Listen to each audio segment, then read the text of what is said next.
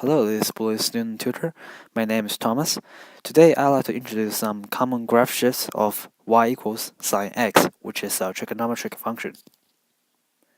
And right below it, I graphed two positive and two negative cycles of y equals sine x, just to give you a sense of how and what this function look like.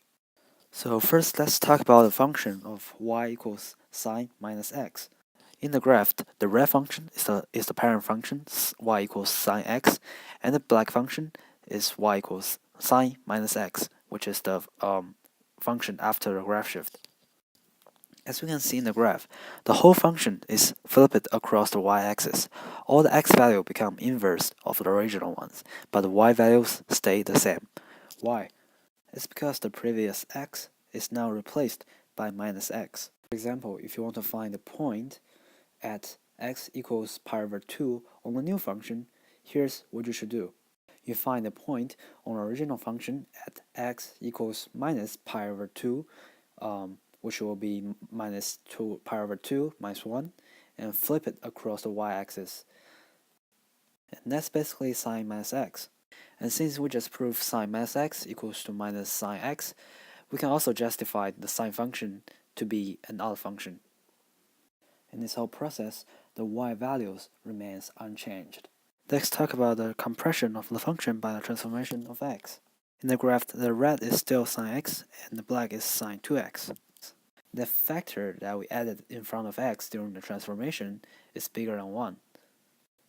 If you take a look at the graph, you'll find out that what originally needs for y to yield the value of 1 is pi over 2, but now it only needs pi over 4 for y to become 1 because pi over 4 times 2 equals pi over 2. Therefore, as a result of the transformation, all x values of the points on the original function needs to times 1/2 to counter the effect of the factor of 2.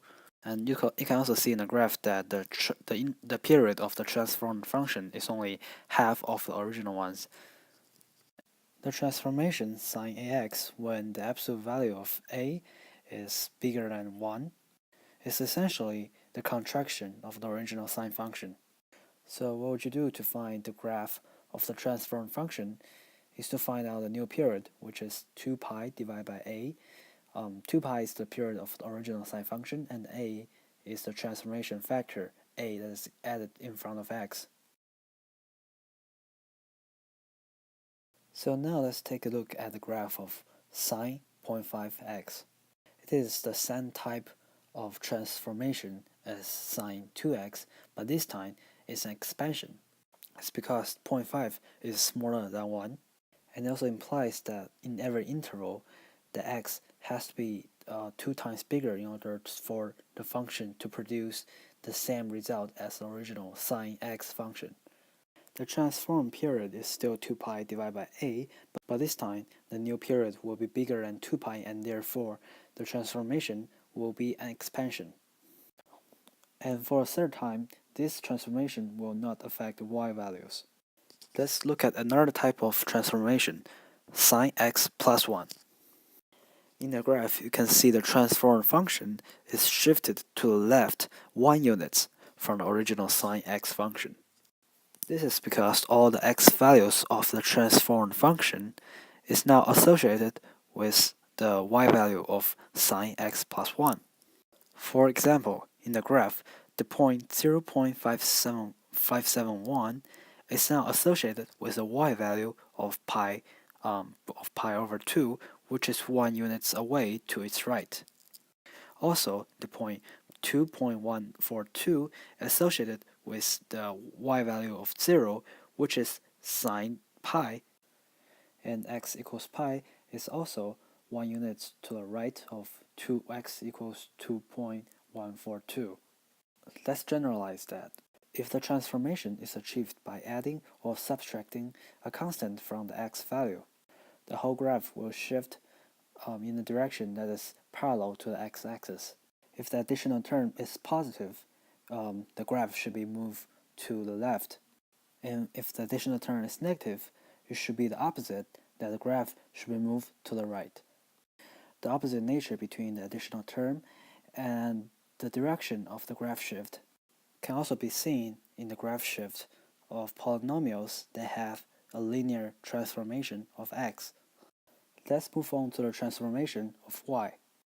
As we know, the transformation of y does nothing with the transformation of x, therefore the interval remains unchanged. The transformation 0.5 sine x can be achieved by multiplying 1/2 to all the y values associated with all the x values. At point pi over 2, 1, you can see the y value is being reduced to 0.5 and the x value remains unchanged. And for the point x equals minus pi over 2, the old y value is -1 and the new y is minus 0.5, which is -1 times 1/2. Therefore, comparing to the transformation of x, the transformation of y is fairly easy because the transformation factor is usually directly proportional to y.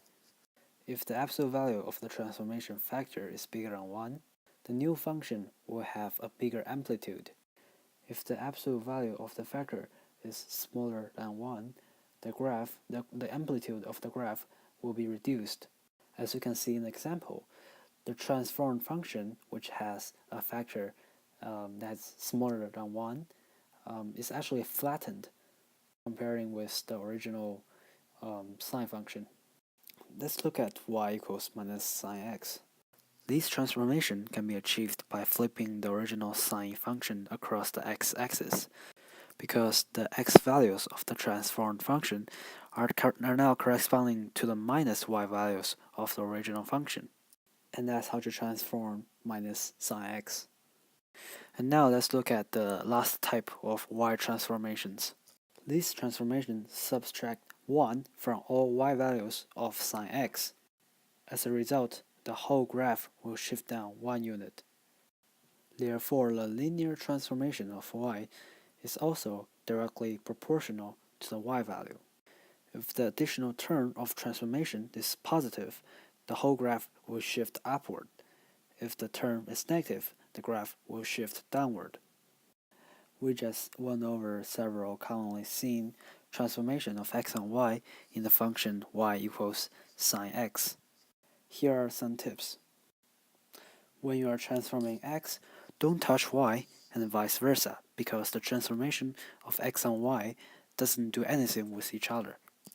Second, if there are multiple transformations, watch out the order. The order of transformation is important because if the order is wrong, the whole transformation will be wrong. So suppose you have such an equation that has all the transformation that we have talked about. You should first do the x transformations and do the expansion and compression transformations in prior to graph shifts. And finally, using the same idea that I introduced today, you can also transform cosine x, because both of the functions are trigonometric functions that can repeat itself over periods. That's the math of today, and thanks for watching. I'll see you next time.